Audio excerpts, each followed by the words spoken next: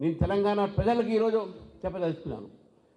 ఈరోజు ఇప్పటి వరకు భారతీయ జనతా పార్టీ కేంద్రంలో ప్రభుత్వం తెలంగాణకు ఇప్పటివరకు 12 లక్షల కోట్ల పైగా ఇవ్వడం జరిగింది.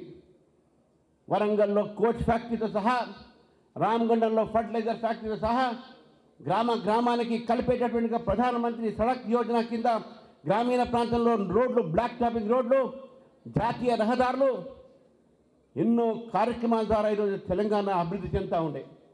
రైల్వే స్టేషన్లు ఆధునీకరణ చేయడంలో, రైల్వే స్టేషన్తో పాటు వందే మాతరం ఎక్స్ప్రెస్లు ఈ రాష్ట్రాల్లో తీసుకురావడంలో, మరి అనేకమైనటువంటి ఎయిర్పోర్ట్ నిర్మాణం కూడా కేంద్రం సిద్ధం ఉంటే రాష్ట్ర ప్రభుత్వం భూములు ఇవ్వలేక ఎయిమ్స్ తెచ్చినాం, ములుగులో సెంట్రల్ యూనివర్సిటీ తెచ్చినాం. మనం అదేవిధంగా అనేకమైనటువంటి ప్రాంతాల్లో మేము డెవలప్ చేస్తూ ఉంటే ఈ రెండు పార్టీలు కూడా, టీఆర్ఎస్ కాంగ్రెస్ కూడా రెండు ప్రజలకు తప్పుడు సమాచారం ఇస్తూ ఉన్నారు.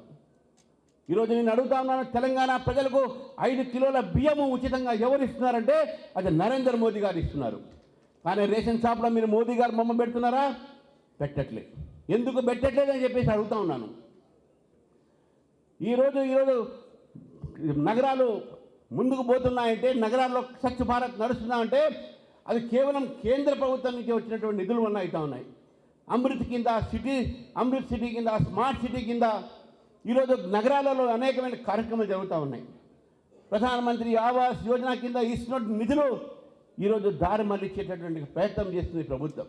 గత ప్రభుత్వం చేసింది, ఈ ప్రభుత్వం కూడా ఇంద్రమ్మ ఇల్లు చెప్తున్నారు. ఎంతమందికి ఇంద్రమ్మ ఇల్లు వచ్చి చెప్పేసి కూడా తెలంగాణ ప్రజల్ని నేను అడుగుతా ఉన్నాను.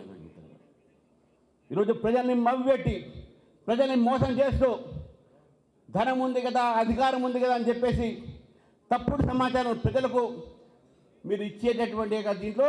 కానీ తెలంగాణ ప్రజలు ఈరోజు రాజకీయ చైతన్యం ప్రజలు గమనిస్తూ ఉన్నారు. కాంగ్రెస్ పార్టీ రాష్ట్రానికి చేసింది శూన్యం.